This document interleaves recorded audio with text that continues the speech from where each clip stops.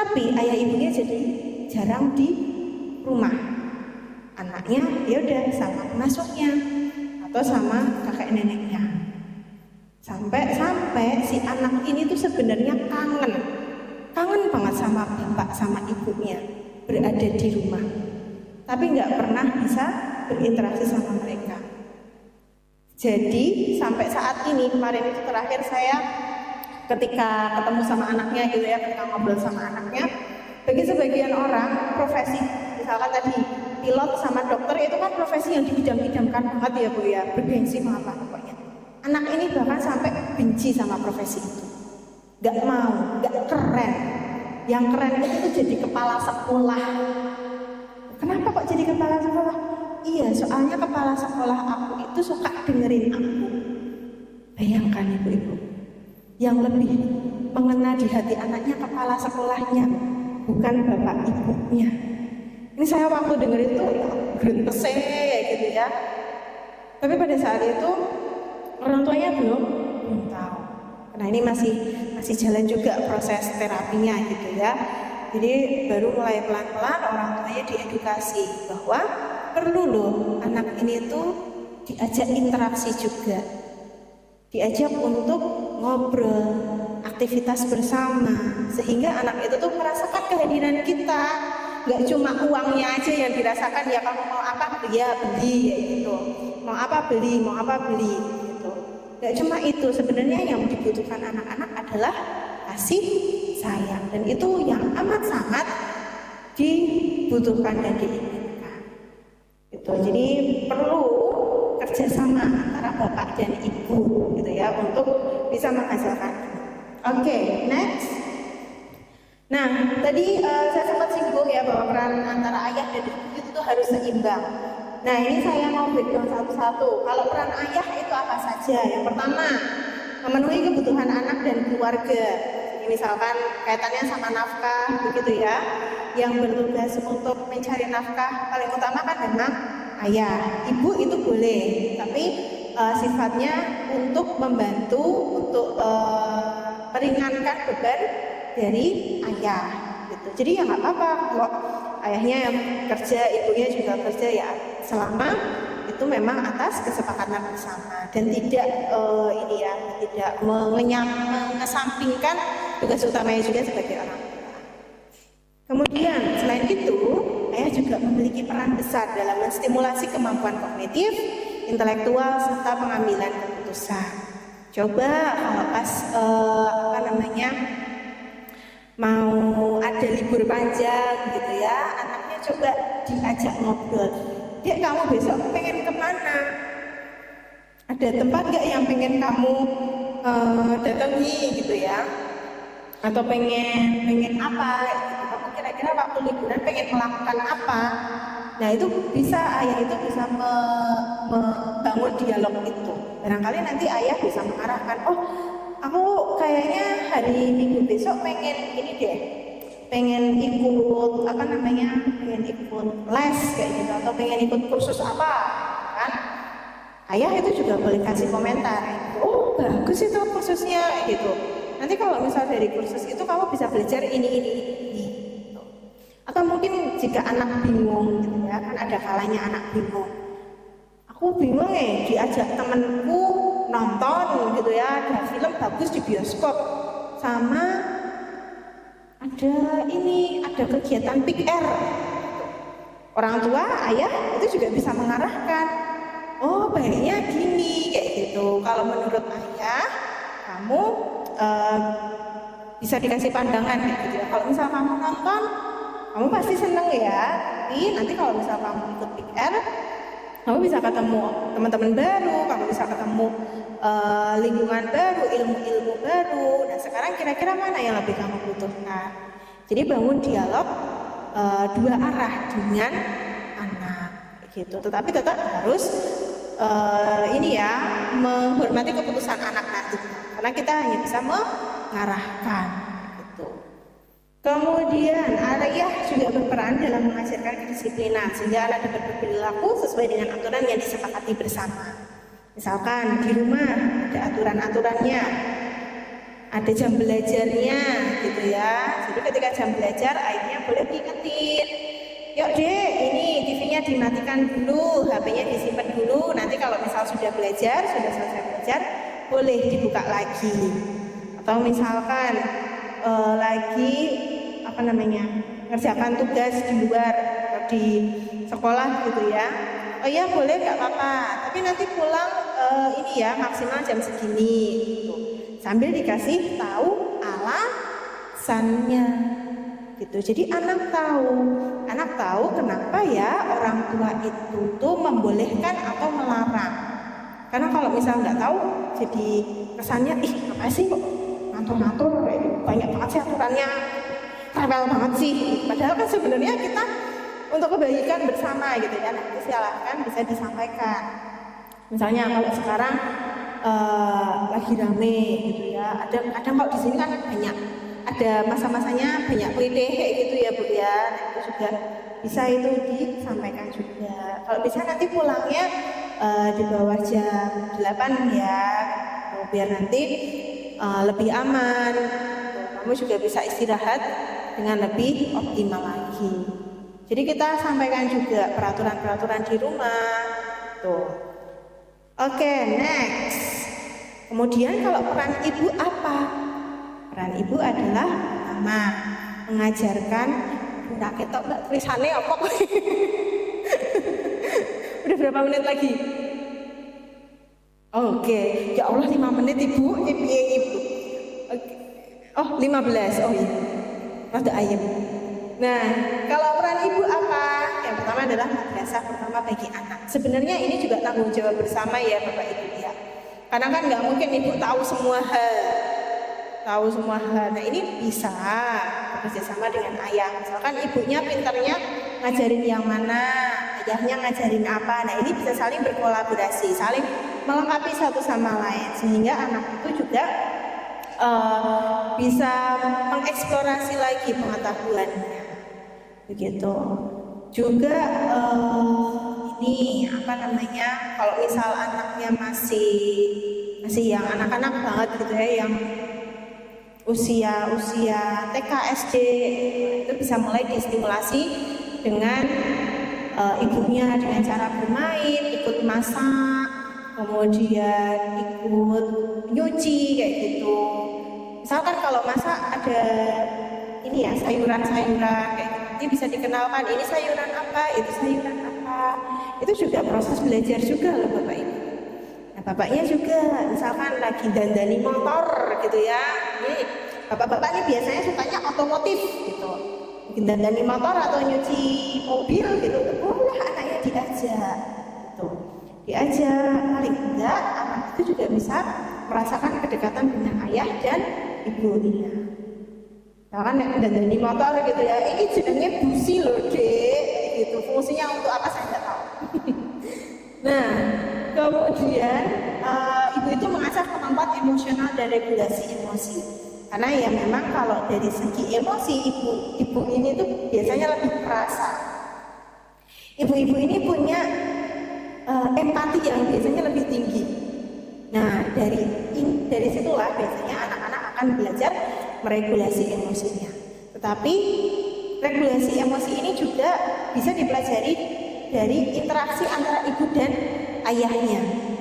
Sering banget saya temui juga ada yang anaknya itu dikeluhkan begini, Mbak, anak saya tuh kok ini ya, kalau marah tuh suka nggak terkontrol, sukanya tantrum kayak gitu kan, ya tadi sakit kayak gitu kan. Terus ada yang bahkan lempar barang atau merusak barang gitu.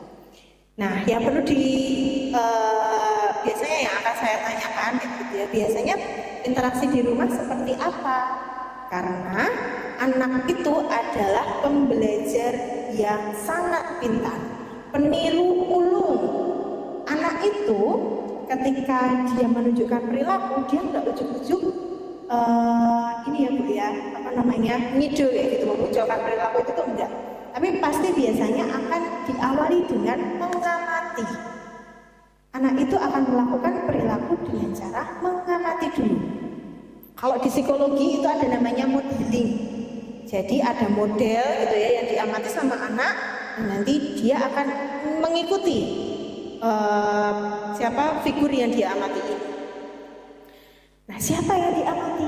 Ya kalau di rumah, di keluarga ya tentu saja orang tua. Gitu. Ditanya, Bapak Ibu misalkan saya Bu ini kalau misal lagi marahan, Bapak kenapa, Ibunya kenapa lagi marahan, gimana marahannya gitu.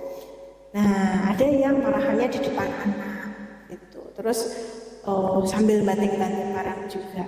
Ini juga kasus yang saya temui juga. Ini kebetulan kasusnya sudah agak cukup lama karena ini kasus waktu saya masih praktek, Ibu, masih praktek di sebelum lulus kayak gitu. Jadi ada anak itu yang ketika marah dia banting barang. Udah segala HP, cas HP, terus jam dinding itu udah rusak di rumah. Ketika ketika ditelisik lagi ternyata ketika orang tuanya itu berada di rumah, mereka sering berselisih pendapat. Sebenarnya wajar ya Bu ya, Bapak Ibu berselisih pendapat itu wajar banget toh. Hanya nggak kayak gitu tidak ada bumbu-bumbu cintanya toh Bapak Ibu, betul ya. Nah jadi sebenarnya wajar Bapak Ibu ada konflik. Akan tetapi pada kasus yang saya temui ini ketika ada konflik, ya udah langsung suaranya meninggi semua di depan anak, dan kedua-duanya juga sama-sama ketika marah, yang waktu itu yang ibunya suaranya meninggi terus keluar kata-kata kotor gitu ya yang tidak sopan, bapaknya banting barang. Ya wes lengkap. Ketika datang anaknya tanya gitu, kenapa ya Mbak ya anak saya kok kalau marah banting barang kayak? Ya karena anak itu meniru kayak gitu, meniru dari lingkungan terdekat tadi. Maka dari itu ketika Bapak Ibu itu misal ada konflik gitu, bisa diselesaikan dengan cara yang sehat. Misalkan bisa di kamar dulu kayak gitu ya. Terus nadanya juga dipelankan. Kalau misal pas lagi mangkuk banget, ya sudah menyingkir dulu kayak gitu. Menyingkir dulu, ambil waktu dulu untuk mengatur emosinya. Mengatur emosinya, baru setelah itu nanti dibicarakan dengan pasangannya, dengan suaminya, dengan istrinya. Baru nanti disampaikan, aku mau mangkel gara-gara gini kayak gitu. Jadi orang yang kita mangkeli tadi, misalkan suami atau istrinya, itu juga bisa tahu perasaan kita, cuma nggak pakai tadi drama yang marah-marah banget sampai banting barang seperti itu. Nah itu juga dibutuhkan regulasi emosi, dan ini harus dilatih juga. Jadi ketika bapak dan ibunya akur, tentu saja anaknya ini juga akan lebih pintar gitu ya untuk meregulasi emosinya. Kemudian bekerja sama dengan ayah dalam menentukan pola asuh yang sesuai dengan kebutuhan anak. Sebenarnya Bapak Ibu, pola asuh itu kalau misal sekarang kayaknya udah banyak ya influencer parenting ya, di IG, di TikTok, wah wes bleter kabeh gitu. Semua punya gayanya sendiri-sendiri. Silakan yang baik bisa diikuti, tapi juga terkadang itu menyesuaikan dengan kebutuhan anak. Contohnya ada anak kadang antara kakak sama adiknya, orang tuanya sama, tapi ternyata pola pengasuhannya itu butuh sentuhan yang berbeda.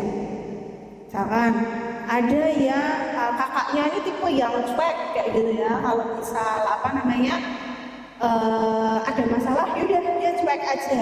Habis itu yaudah masalahnya selesai gitu aja. Tapi misalkan adiknya tuh lebih perasa banget. Jadi kudu dipupuk gitu ya. Nah itu kan juga butuh pola pengasuhan yang berbeda. Nah ini disesuaikan dengan kebutuhan anak dan didiskusikan dengan pasangannya. Oke, next. Nah tadi di awal ada pertanyaan ya Bapak Ibu ya, peran mana yang lebih dominan itu di rumah? Kebanyakan di sini karena peserta ibu-ibu ya, jawabnya jadi ibu gitu kan. Karena memang ternyata berdasarkan hasil penelitian itu sesuai dengan pernyataan itu. Tahu nggak Bapak-bapak, Ibu-ibu, Indonesia ini menempati negara dengan kasus fatherless terbesar kedua. Fatherless itu apa? Father itu kan ayah, less itu kurang. Jadi kalau fatherless adalah kurangnya peran ayah di dalam pengasuhan anak itu. Karena ya tadi seperti yang saya sampaikan di awal bahwa kalau di sini terutama di Indonesia gitu ya banyak peran pengasuhan itu sama ibu, mandi sama ibu, makan sama ibu, main sama ibu, berangkat sekolah sama ibu gitu ya. Nanti yang medok sekolah juga ibu. Habis itu ganti baju juga sama ibu gitu kan. Mandi sore sama ibu, belajar sama ibu, tidur juga sama ibu kayak gitu kan. Sehingga ini menimbulkan tadi fenomena fatherless, kurangnya peran ayah. Jadi fenomena ini merupakan fenomena ketidakhadiran figur ayah dalam pengasuhan, baik secara fisik maupun psikologis. Secara fisik itu tuh seperti apa? Berarti yang memang ayahnya nggak ada, bisa jadi karena meninggal atau karena perceraian. Jadi figur fisiknya ayah tuh nggak ada, atau mungkin yang LDM gitu ya, LDR. Anaknya ikut ibunya, bapaknya pasti di luar kota gitu. Itu juga berpotensi menimbulkan fatherless ini. Tapi tidak selamanya seperti itu gitu ya. Nah, jadi kalau fisik itu seperti itu. Kalau psikologis, ayahnya ada di rumah. Ya. Tiap hari itu juga ketemu, tapi nggak pernah interaksi.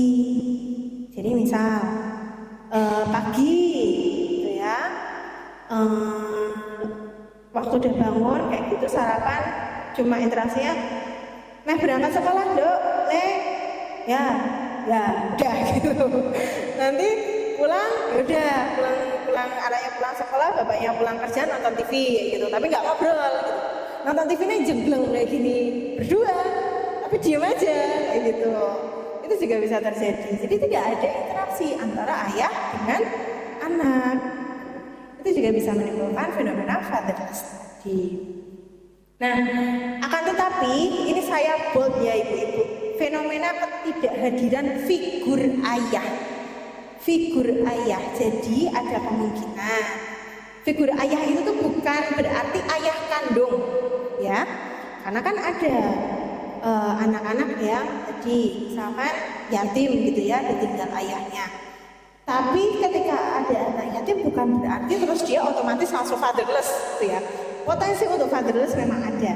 Akan tetapi figur ayah ini bisa digantikan oleh kakeknya, pamannya, omnya gitu. Jadi ada figur yang menggantikan ayah gitu. Intinya saya sudah dikode lagi. Nah, tapi kalau misal itu figurnya bisa tergantikan, nah fenomena fatherless ini bisa dihindari gitu. Jadi nanti saya ada tipsnya gitu ya. Boleh next, kita percepat aja. Nah ini ada beberapa dampaknya. Dampaknya konsep dirinya rendah. Jadi anak itu tuh nggak percaya diri gitu ya, nggak terbiasa untuk berani. Kan kalau sama ayah itu biasanya kegiatannya yang memacu adrenalin gitu lah bu. Entah panjat tebing apa gitu kan, naik gunung misalkan, atau misalkan mancing gitu kan, sangat laki gitu kan. Nah tapi kalau misalnya nggak ada ayah atau tidak ada figur ayah, ini bisa menyebabkan konsep diri ya, kontrol dirinya juga rendah gitu ya. Jadi disak-dekaknya, kurang bertanggung jawab, nggak tahu aku tuh harusnya ngapain. Kalau misal aku nggak melakukan itu konsekuensinya apa juga tidak tahu. Kemudian terkendala dalam membuat keputusan dan berisiko memiliki masalah perilaku dan emosi. Oke, next aja cepat.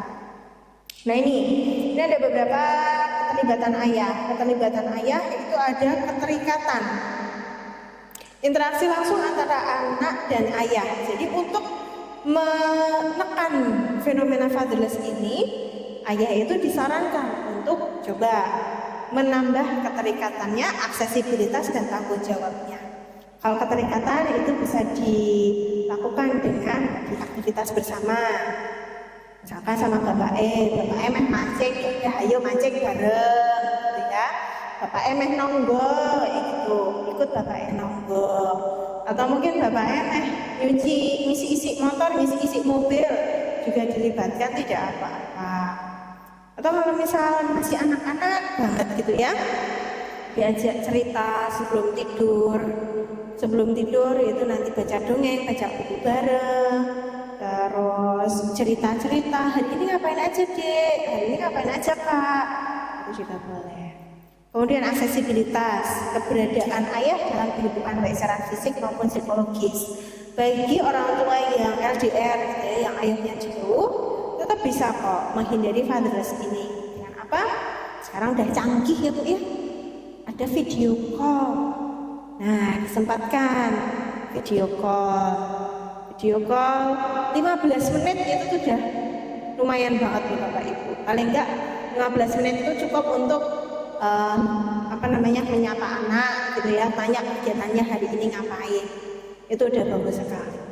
Kemudian tanggung jawab. Nah, ini mengajari anak dalam perencanaan, pengaturan dan pengambilan keputusan sehari-hari.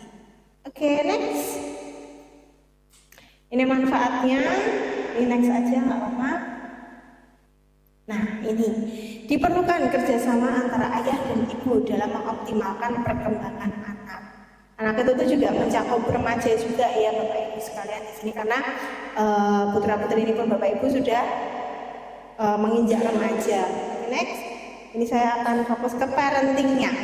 Jadi kalau yang disampaikan Pak Taufik ya tadi ya, Pak Taufik tadi perlu disesuaikan usia anak dengan pola pengasuhannya, itu betul sekali. Ini saya mengutip dari pola pengasuhan menurut Ali bin Abi Thalib. Jadi dengan prinsip 7 kali 3, 7 tahun pertama dari 0 sampai 7 bulan, orang tua itu bisa memperlakukan anak bagaikan raja. Raja itu kan keinginannya dipenuhi kayak gitu. Tapi bukan berarti terus semua keinginannya dipenuhi semua. Kalau seorang raja keinginannya dipenuhi, kadang rajanya jadi rakus ya. Jadi nggak baik juga kan untuk negara. Jadi kita juga harus punya kontrol. Jadi di usia 0 sampai 7 tahun ini biasanya lebih banyak anak itu diajak bermain. Jadi ditumbuhkan sensitivitas emosinya kayak gitu ya. Diajak bermain, mainan apa?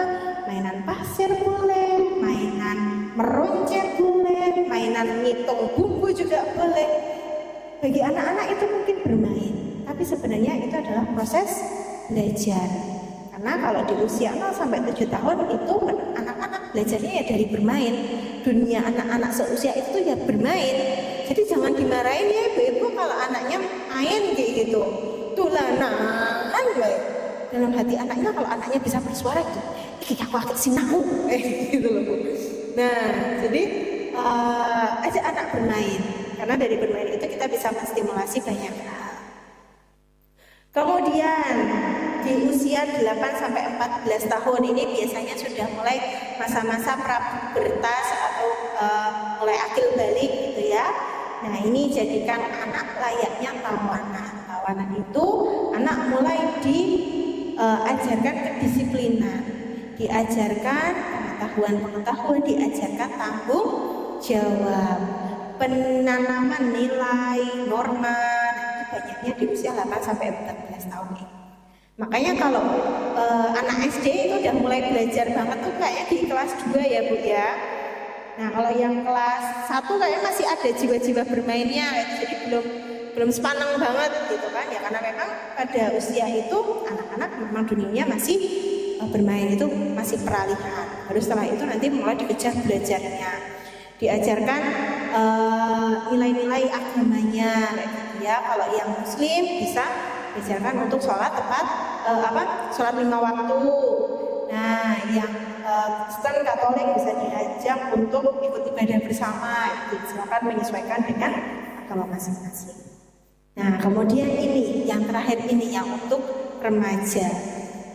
Di remaja ini jadikan anak layaknya sahabat. Saya tahu kadang kalau remaja itu ngeyel ya Bu ya. Betul. Luwih gugu ibuke apa bapake apa koncone? Koncone gitu ya. Koncone di dunia nyata maupun di HP gitu. Angel banget. Nah, akan tetapi jangan langsung nge-judge. Karena memang itu sebenarnya perkembangan yang normal, perkembangan yang wajar pada remaja. Memang pada saat remaja itu dia adalah masa-masa mencari jati diri. Dia akan cari pengakuan dari teman-temannya. Gak apa-apa, boleh banget selama kita arahkan, dengarkan kayak gitu ya. Kalau misal kayaknya ada yang naksir aku deh Bu, kayak gitu ya. Ya udah kita dengarkan, jangan terus langsung dijudge. Kayak gitu, rapi. Gitu. Karena kalau kayak gitu anak jadi langsung menutup diri. Meskipun sebenarnya mungkin itu ini ya Bu ya, apa ya namanya, nilai yang kita anut kayak gitu. Kita berusaha untuk anak nggak usah pacaran dulu, tapi kita sampaikan dengan baik gitu. Dengarkan dulu dari sudut pandang anak. Oh iya toh, emangnya tadi kenapa? Emangnya siapa yang kayaknya tertarik sama kamu dulu? Nah jadi didengarkan dulu, jadikan dia sahabat kita dulu. Karena nek langsung kita wis rasa kayak gitu tuh, ya udah anaknya terus nanti nggak jadi cerita sama kita kan, jadi tertutup. Jadi malah kita nggak bisa tahu kayak gitu dari sudut pandang anak itu seperti apa. Kita mau kontrol juga malah susah. Karena yang sering terjadi adalah yaitu tadi banyak orang tua yang mengeluhkan kok anaknya nggak mau cerita ya. Karena tadi belum cerita, selesai cerita udah di-judge kayak gitu ya. Jangan ini, jangan itu. Gitu. Ada baiknya kita dengarkan dulu, baru setelah itu nanti kita sampaikan sudut pandang kita. Oh gitu ya. Oh ya nggak apa-apa kalau misal mau temenan kayak gitu. Coba emangnya orangnya kayak gimana sih? Tuh. Cuma ini ya hati-hati ya, karena sekarang itu banyak sekali kejadian-kejadian yang mungkin mengkhawatirkan. Itu kita bisa sambil selipkan ini juga pendidikan ini ya seksual kayak gitu ke anak. Kalau untuk usia remaja ini juga bisa diselipkan untuk bisa lebih menjaga diri lagi kayak gitu. Kalau yang perempuan, kalau yang laki-laki dijaga juga hawa nafsunya kayak gitu ya, dijaga untuk bisa mengerti perempuan begitu. Next apa? Nah ini ada tips-tipsnya, kayaknya tadi sudah gitu ya, sudah saya selesaikan. Next aja. Oh ya, ini sudah penutup. Ini ada apa namanya ya, kata closing statement dari saya. Tidak ada orang tua yang sempurna, Bapak Ibu sekalian. Tidak ada orang tua yang sempurna. Pasti ada salah-salahnya gitu. Karena jadi orang tua kan ini ya proses belajar seumur hidup ya. Jadi memang nggak ada orang tua yang sempurna. Akan tetapi kita bisa menjadi orang tua yang nyata.